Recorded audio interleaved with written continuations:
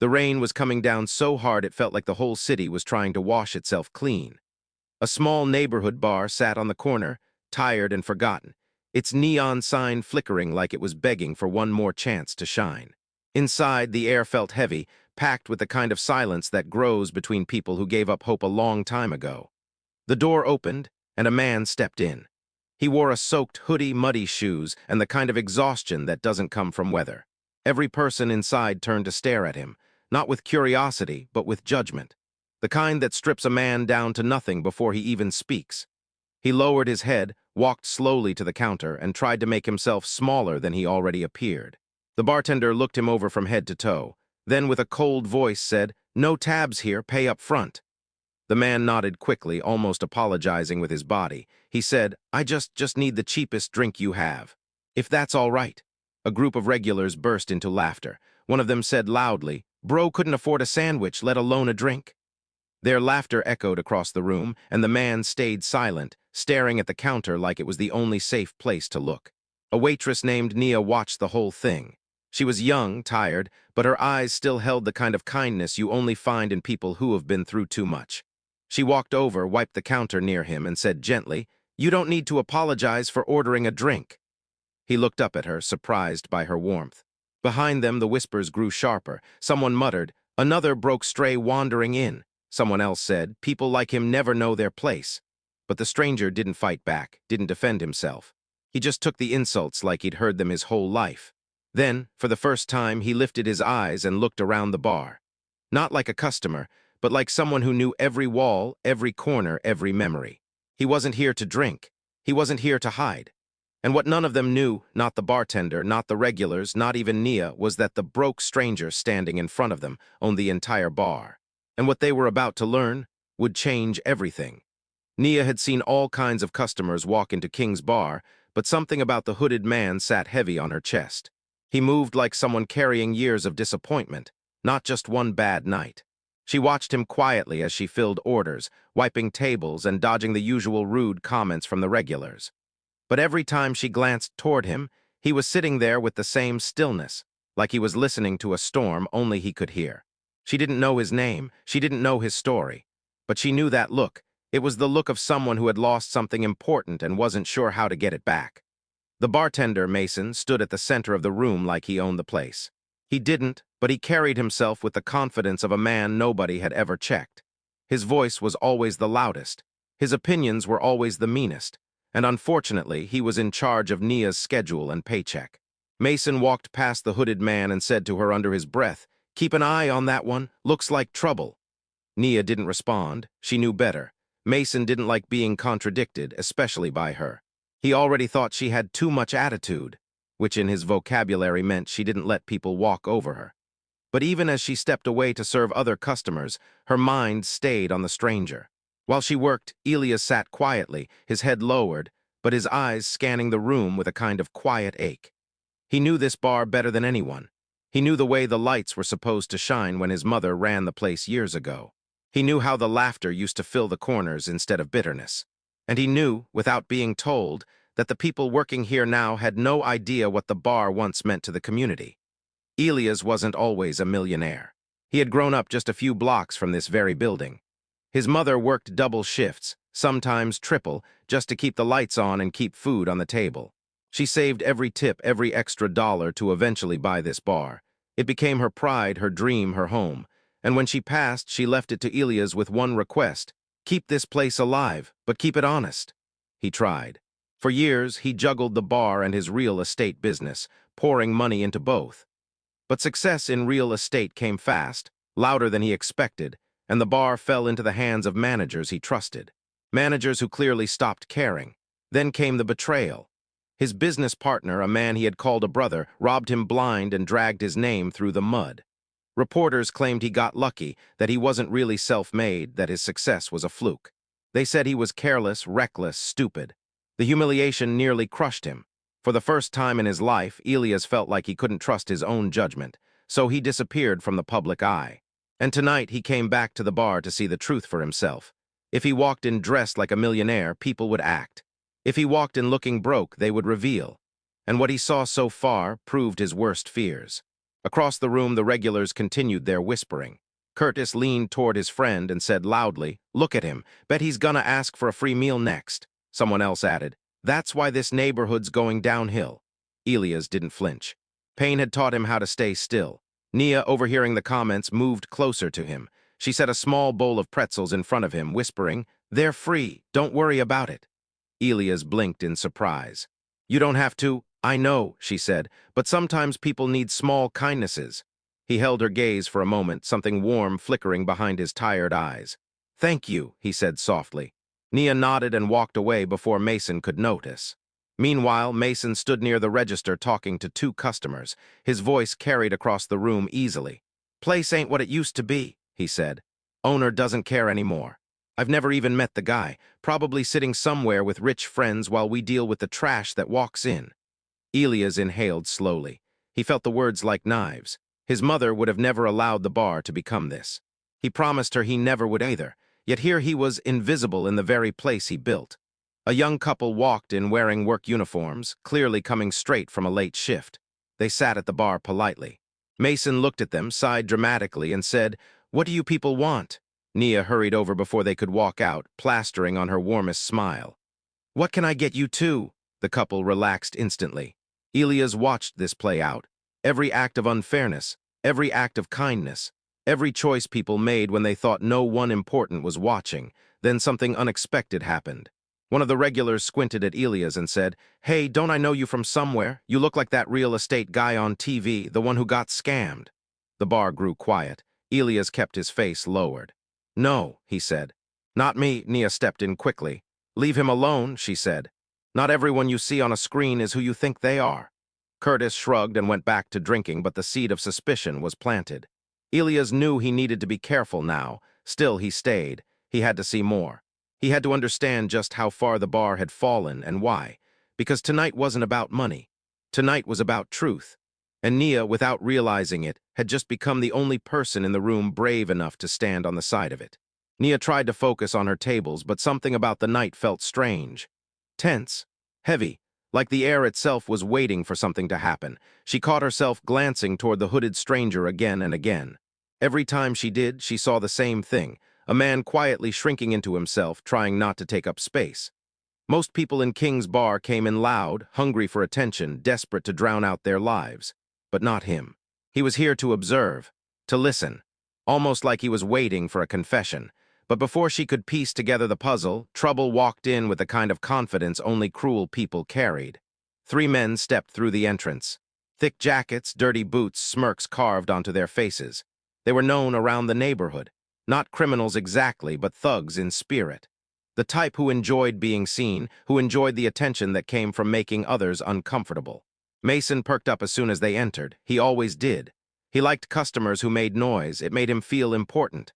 The tallest one, known as Brick, shouted across the room, "Evenin', folks. Hope you missed us." A few customers groaned. Others looked away. Nia felt her stomach tighten. She knew the routine. Brick and his crew would sit, order cheap beer, and then demand special treatment. They tipped poorly and behaved worse. Most nights, Mason let them do whatever they wanted because their presence made him feel tough. Tonight, though, something was different. Brick's eyes landed on Elias. "Who's the new guy?" he asked loudly. "Looks like he crawled out of a dumpster." Laughter burst out from his crew. Elias didn't respond. He kept his hands around the cheap glass of water Mason had given him earlier, his fingers steady but tense. Nia stepped forward. "Brick, just leave him alone. He's not bothering anyone." Brick grinned. "Oh, look, the waitress speaks. I was wondering when you'd try to save the poor soul." One of the other men leaned closer. "She got a soft heart, this one. Always sticking up for lost puppies." Elias looked up finally, meeting Brick's gaze with a calmness that seemed to irritate him. "I'm just here for a moment of peace," Elias said quietly. "That's all." Brick's grin widened. "Peace in this place." "Buddy, you're in the wrong neighborhood." Mason stepped in, chuckling. "Relax, Brick, he's harmless, probably broke, probably drunk already." Nia felt her jaw tighten. Mason should have stopped them. Instead, he added fuel to the fire. Elias took a breath. "I'm not drunk," he said. "I just needed a place to think." Brick pulled a chair and sat directly across from him, uninvited. "Well, think somewhere else. That seat's for paying customers." Elias looked at Mason. "I paid cash," Mason shrugged. "Bare minimum doesn't count." Nia's voice rose sharper than she intended. That's not how this works, Mason, Brick turned to her. You got something to say to your boss? He's not my boss, she shot back. He's just the guy who prints schedules. The bar fell silent. No one talked to Mason like that. Mason's eyelid twitched. Nia, back off. Elias stood slowly. You don't have to defend me, I'll leave. Brick blocked his path. No, no.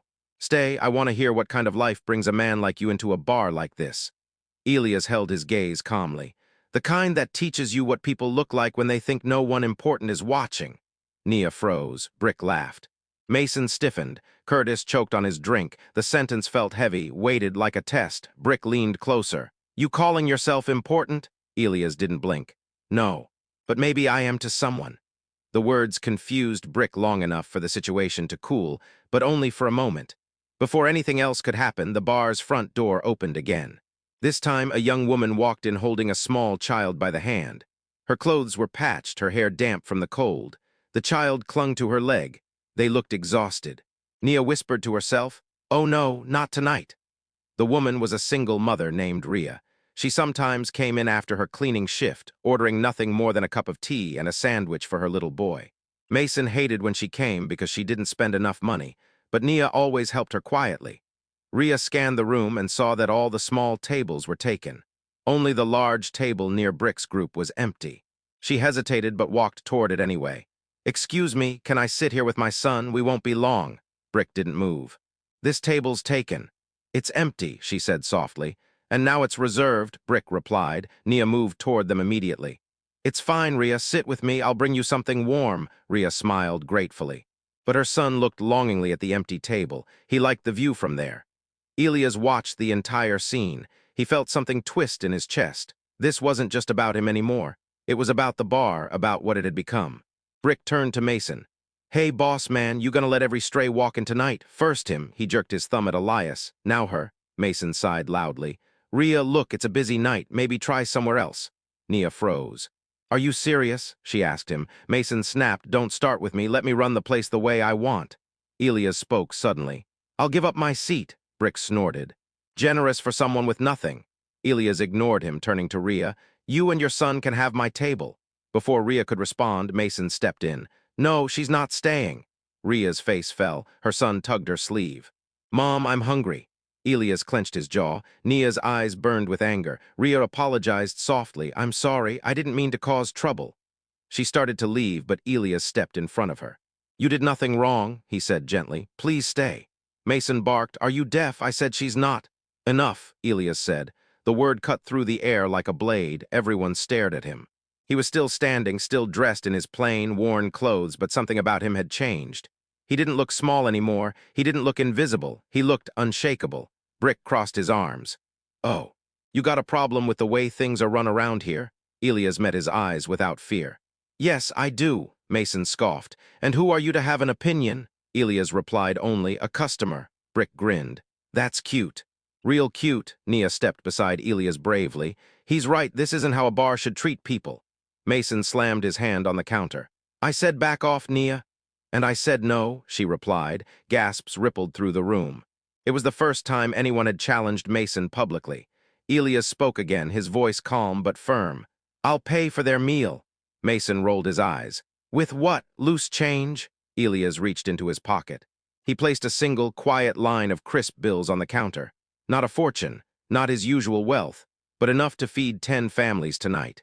The room went silent. Brick stared at the money, then at Elias. You serious? Very, Elias said. Nia felt goosebumps crawl up her arms. Rhea's eyes filled with tears. She tried to blink away. Sir, I can't accept. You're not accepting charity, Elias said. You're accepting respect, something everyone here deserves. The room held its breath. Then everything shattered at once. Brick slammed his hand on the table. No one shows me up in my spot, he growled. He moved toward Elias. Elias didn't step back, not an inch. Brick shoved him. Elias stumbled but didn't fall. Nia shouted, stop. Rhea grabbed her child and backed away. Mason did nothing. Curtis and the regulars watched with wide eyes, waiting for drama like it was entertainment.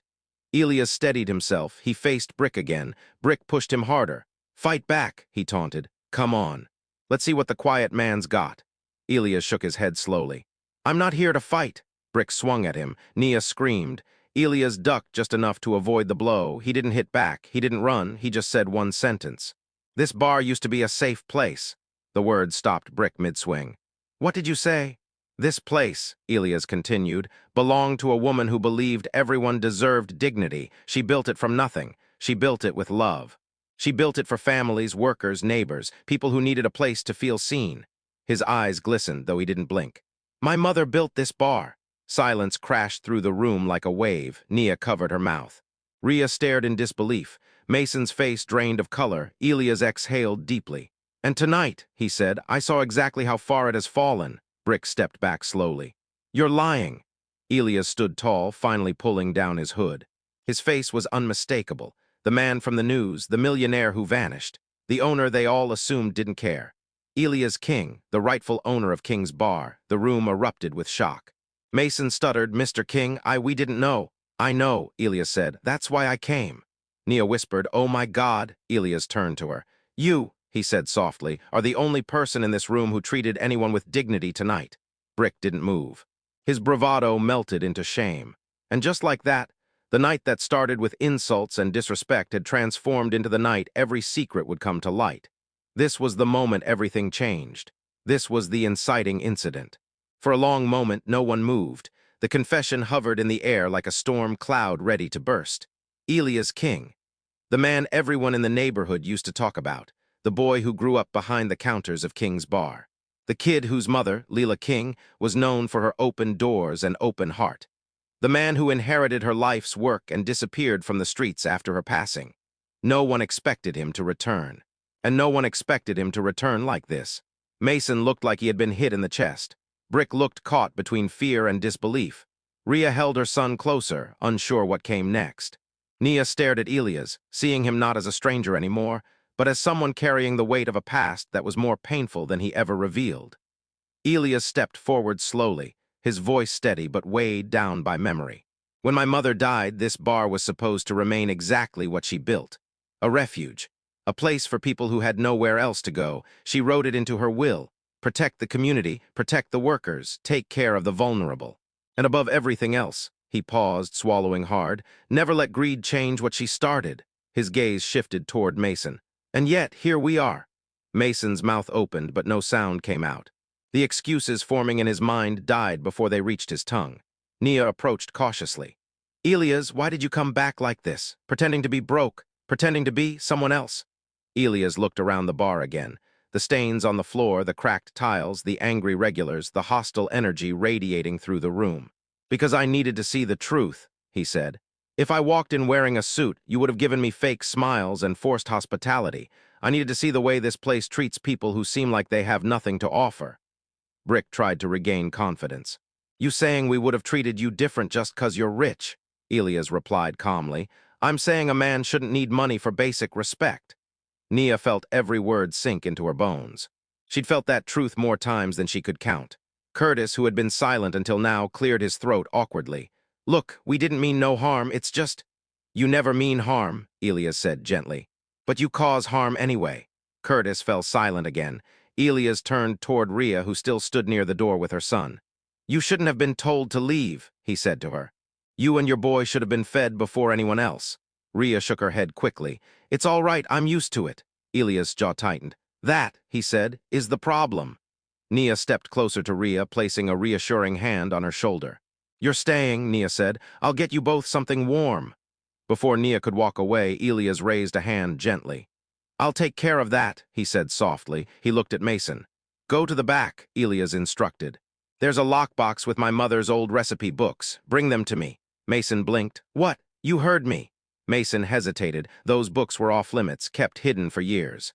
He tried to speak, but Brick nudged him and whispered, Dude, do what he says. Mason disappeared into the back with trembling hands. As he left, the tension in the bar refused to settle. Brick shifted his weight, uncomfortable with Elias' calm control. You think you can just walk in here and change everything? Brick muttered. You've been gone for years, you don't know how things work anymore. Elias turned to him. You're right. I don't know how things work in your world, but I know how things were supposed to work in mine. Brick scoffed but didn't push further. Nia approached Elias again. Was this really your plan? To walk in undercover and let people mistreat you? Elias sighed. No, the truth is I didn't plan anything. I just walked back in. I hadn't stepped through those doors since the night my mother's lights went out. I thought maybe I'd feel her here again. Maybe I'd find a piece of myself that I left behind. His voice cracked. It was the first time Nia heard the fracture beneath the surface. Instead, he continued, I found a place she wouldn't recognize. Nia's heart broke a little at the vulnerability in his tone. I'm sorry, she whispered. You didn't deserve what happened tonight. He shook his head. It's not about what I deserved. It's about what the people walking in here deserve, and they're not getting it. Rhea watched all of this quietly, processing the shift in power. Her little boy tugged Elia's coat gently.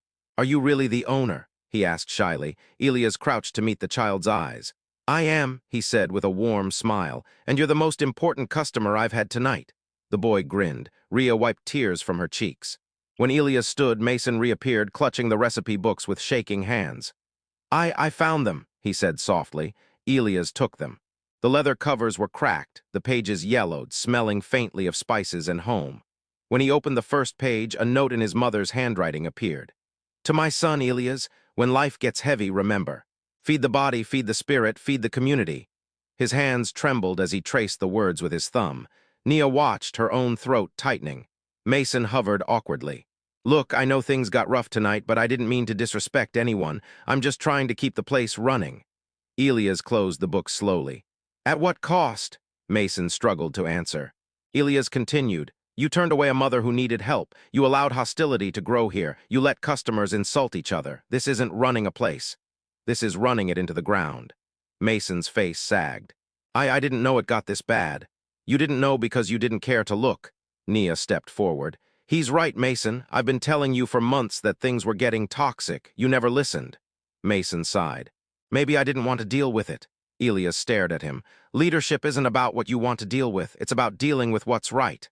Mason lowered his head. No one ever taught me that. Then tonight, Elias said softly, we start learning. The room went silent again, but it was a different silence this time. Not tense, not hostile. A silence waiting for change. Elias turned toward Nia. You were the only one who acted with integrity tonight, he said. You stepped in when no one else would. You protected someone who couldn't protect himself. You cared. Her cheeks warmed, but she looked down humbly. I just did what my mom taught me, she said. Treat people the way you'd want to be treated. That's all my mother ever wanted, Elias replied. Rhea stepped forward timidly. Mr. King, I don't want to cause trouble. I know you have business to handle. If you want, I can just... No, Elias said firmly. You're part of this moment. You deserve to be here. She nodded slowly. Brick folded his arms. So what now? You gonna kick me and my boys out?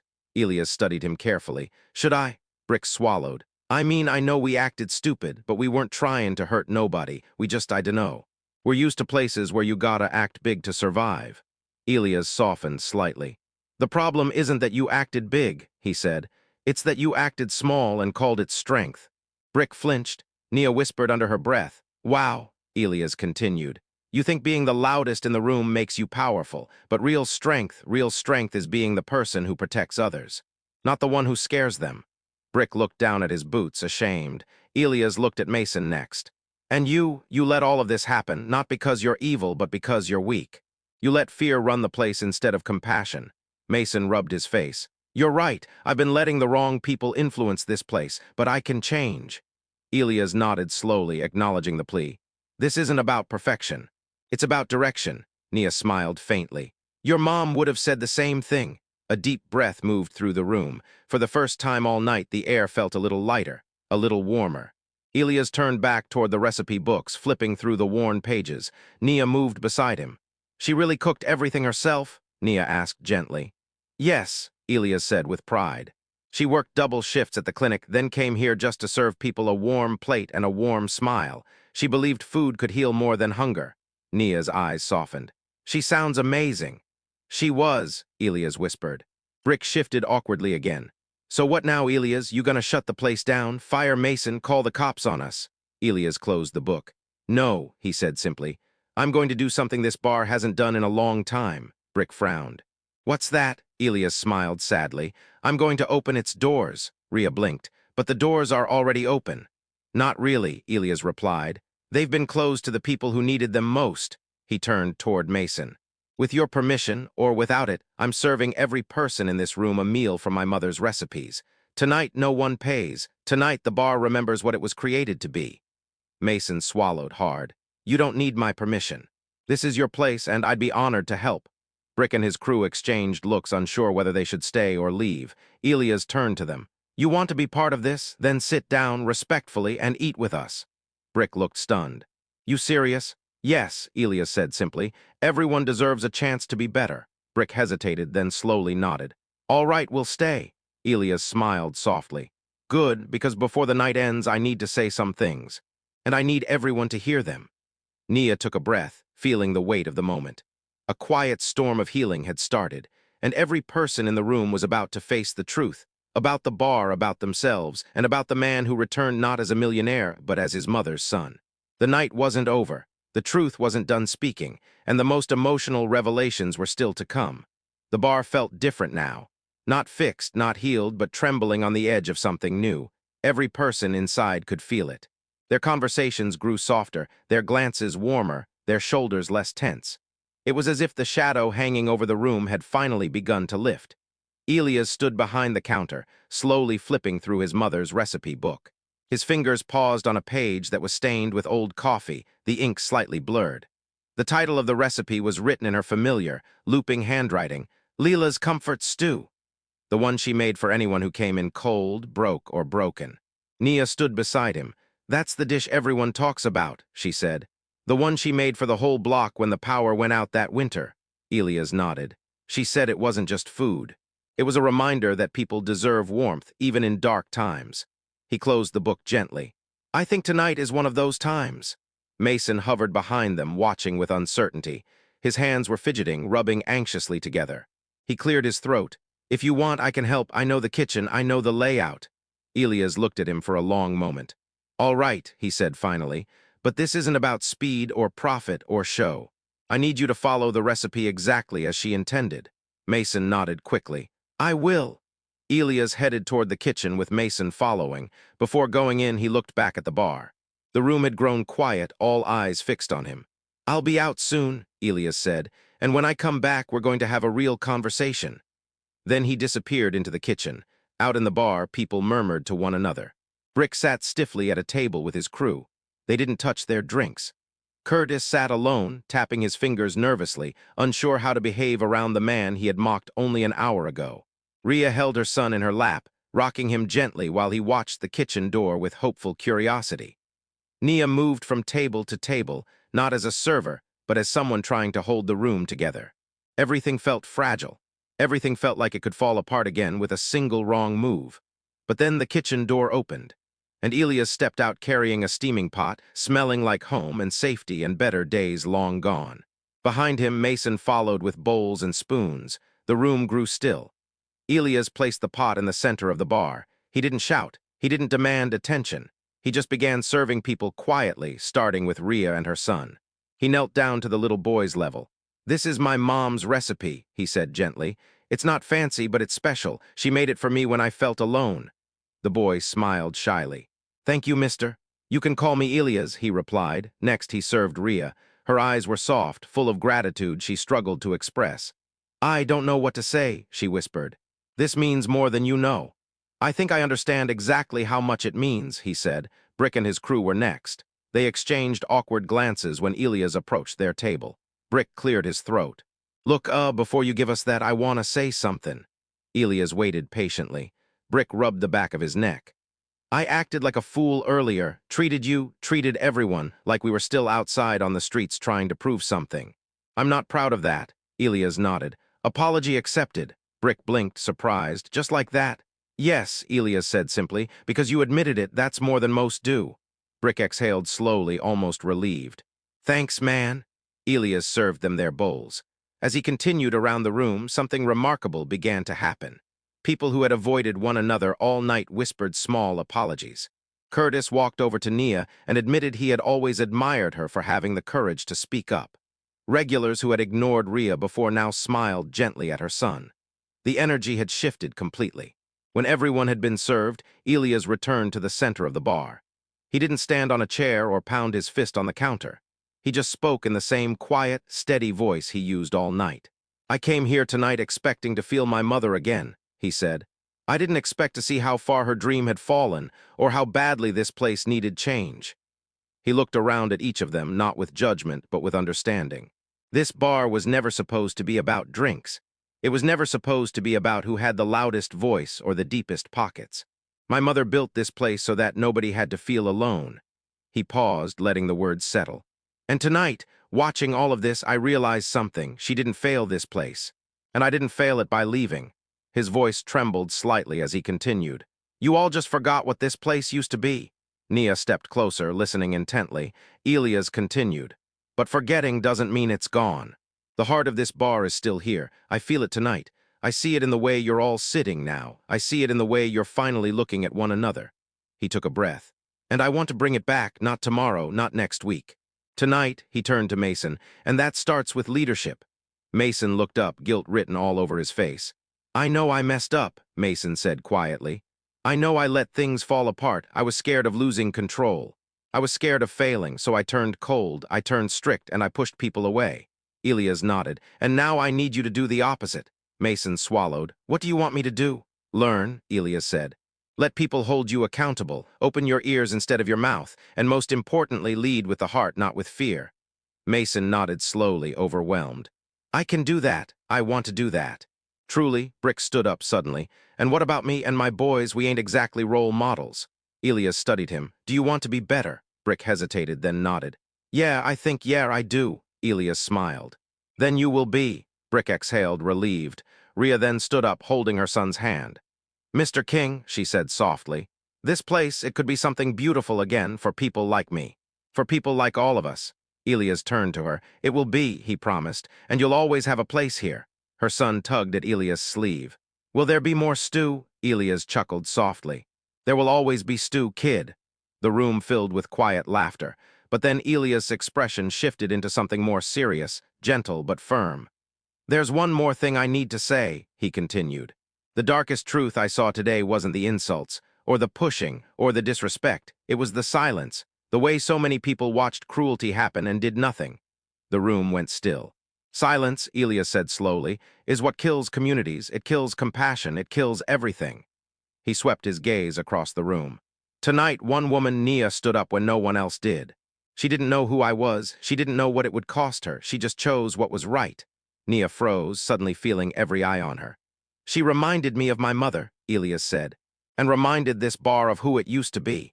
Nia's eyes glistened. Brick nodded in agreement. Mason looked ashamed that she had done what he should have done. Curtis whispered, she really did. Elias stepped closer to Nia. Thank you, he said, for seeing people, for speaking up, for being brave when it wasn't easy.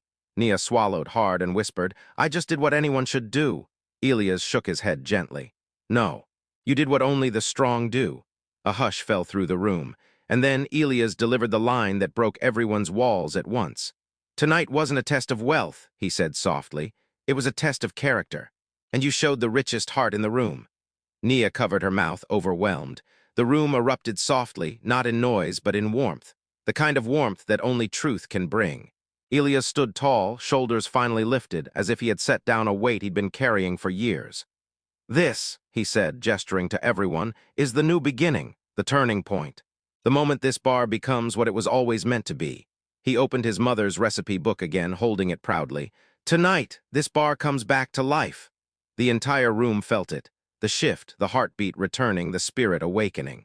This was the moment, the climax, the turning point where truth was revealed, dignity restored, and every heart in the bar learned that wealth has nothing to do with money and everything to do with character. The bar felt different the next morning. Not perfect, not magically transformed, but alive, as if the walls themselves had decided to breathe again after holding their breath for far too many years. Nia arrived early, long before opening time. She wasn't sure why. Habit, maybe. Or maybe something deeper, hope. She stood outside the front door for a moment, taking in the faded paint and weathered sign. King's Bar. The name felt heavier now, more meaningful. When she pushed the door, she found Elias already inside.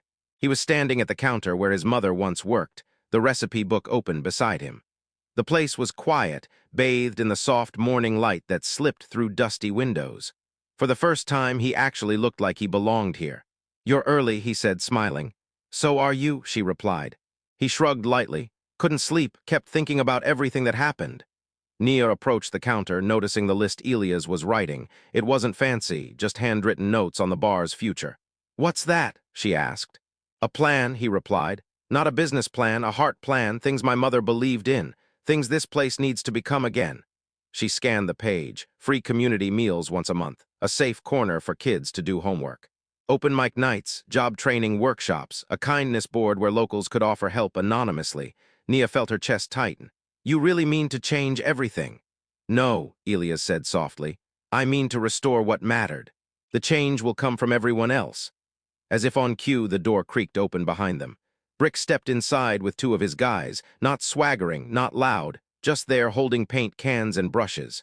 "Morning," Brick muttered, looking slightly embarrassed. Elias raised an eyebrow. "What's all this?" Brick huffed. "You said you want this place back, right? Well, walls need fixing, sign needs a new coat. We figured we'd help out." One of his crew chimed in. "It's the least we can do." Nia watched the moment unfold with quiet awe. Elias crossed his arms playfully. "Volunteers just like that?" Brick nodded. "Yeah, but don't make it weird." Elias laughed softly. "No promises." Minutes later, Curtis walked in carrying cleaning supplies. "I heard we're making the place better," he said, trying to sound casual. "I wanted to help too." Nia exchanged a glance with Elias. The turnaround was remarkable, not forced, not dramatic, just genuine. Then Rhea stepped in with her little boy tugging her hand. "I made muffins," she said shyly. "You'll need food if you're working all day." Her son looked up at Elias. "I brought my crayons. I can draw a new picture for the wall." Elias knelt down. "I'd be honored." People kept arriving, regulars, neighbors. Folks who had avoided the bar for months suddenly showing up with tools, snacks, and offers to help. Word had spread faster than rumors ever could. Something good was happening here. And at the center of it all, Elias moved from group to group, guiding gently, laughing softly, listening always. Hours passed. Conversations flowed. Walls changed color. Counters were polished. Old conflicts faded under new purpose. By late afternoon, the bar didn't just look different. It felt different. It felt like a place where people belonged. When the last brushstroke was done, Elias gathered everyone near the counter. Not for a speech, not for applause, just to acknowledge the moment. "I don't know how to thank all of you," he said quietly. "This bar isn't mine alone. It never was. It belongs to whoever needs it, and today you reminded me of that." Nia watched him carefully. His voice carried warmth, but also responsibility, the kind that comes from finally stepping into one's role. Brick spoke up, scratching his beard. "Feels like a restart, man." Elias nodded. "It is. And from today forward, we do things differently. No more fear, no more silence, no more looking away when someone needs help." He glanced at Nia. "She showed us what courage looks like." Nia felt her cheeks warm. "I didn't do anything special." Elias shook his head. "You did everything special." The room grew quiet but not heavy, full, like everyone understood they were part of something meaningful. Finally, Elias looked around the refreshed room. "We open tomorrow," he said. "A new chapter for the bar for all of us." People smiled, nodded, whispered excitedly among themselves. One by one, they drifted out, leaving the place warm and peaceful. Nia stayed behind, wiping down the counter. After a moment, Elias approached. "You know," he said quietly, "if my mother were here, she'd thank you." Nia looked up. "For what?" "For reminding her son what this place was meant to be." There was no grand music, no dramatic lighting, just two people standing in a bar that had finally come back to life. And in that simple silence, the story found its true ending, not in wealth, not in power, but in people choosing kindness when it matters most. In the end, King's Bar didn't become a miracle overnight. It became something better, proof that real change starts with one honest voice, one brave moment, one person refusing to stay silent when silence would be easier. Elias came back to find the truth, but what he found was something deeper. He learned that wealth can build a business, but only integrity can build a community. And Nia reminded the world that courage isn't loud, it's consistent. It's choosing what's right even when nobody is watching, even when you might lose your job for it. The people who once ignored the mess became the people who rebuilt the place with their own hands. Redemption didn't arrive with applause. It arrived in paint brushes, cleaning cloths, and quiet apologies. In strangers becoming neighbors. In a broken bar becoming a home again. And as the lights of King's Bar shined brighter than they had in years, one truth echoed through every corner. Sometimes the world doesn't need a hero. It just needs someone willing to tell the truth. If this story touched your heart, share it with someone who needs a reminder that kindness still wins, and honesty always finds the light.